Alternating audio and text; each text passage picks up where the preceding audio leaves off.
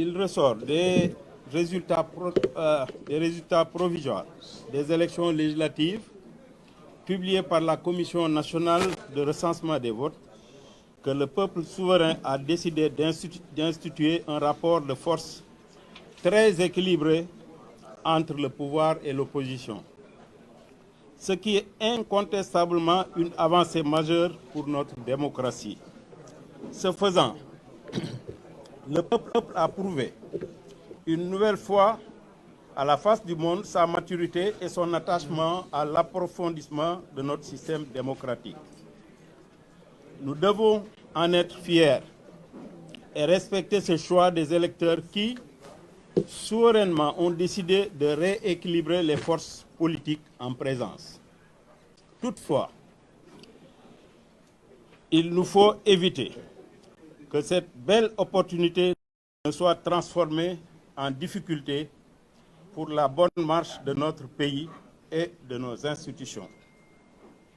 La lecture qu'il convient d'avoir de ces résultats est qu'aucune majorité claire ne se dégage. Il s'agit là d'une situation inédite qui appelle de la part des acteurs politiques que nous sommes une attitude responsable. Il nous faut en effet éviter que ce scénario que personne n'avait prévu, faute de pouvoir s'appuyer sur une assemblée dont la configuration n'entravera en rien son action, le président de la République serait amené à gouverner par ordonnance. Ce qui serait manifestement un recul préjudiciable à notre système démocratique. Le cas échéant, qu'on le veuille ou non, l'Assemblée nationale se transformera non pas en contre-pouvoir, mais plutôt en un goulot d'étranglement à l'action du président de la République et de son gouvernement.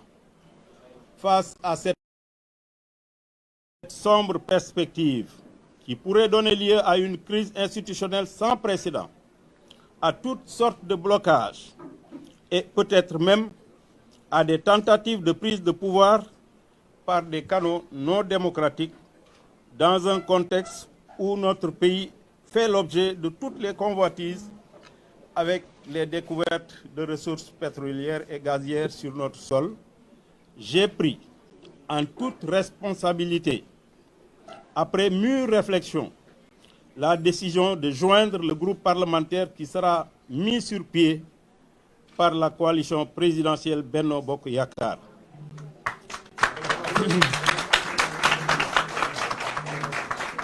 Cette décision que j'ai prise sans discussion aucune avec la coalition au pouvoir est donc sans condition.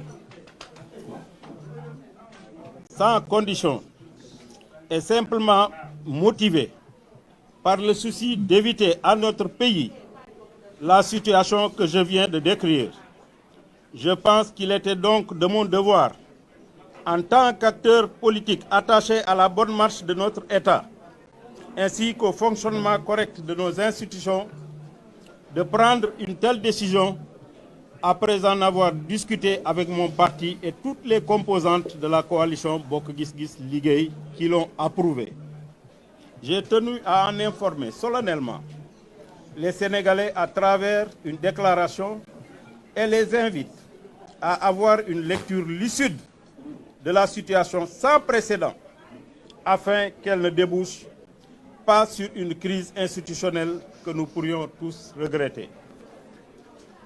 Mesdames et messieurs, c'est là la déclaration que je viens de vous lire et la décision que j'ai prise personnellement, sans aucune influence, sans aucune pression. Je suis resté une semaine sans téléphone, sans contact extérieur, pour réfléchir. Et après mûre réflexion, pour éviter à notre pays, qui se trouve dans un environnement sous-régional caractérisé par des coups d'État, j'ai pris donc personnellement, en toute responsabilité, comme je viens de le dire, la déclaration que je viens de vous faire part.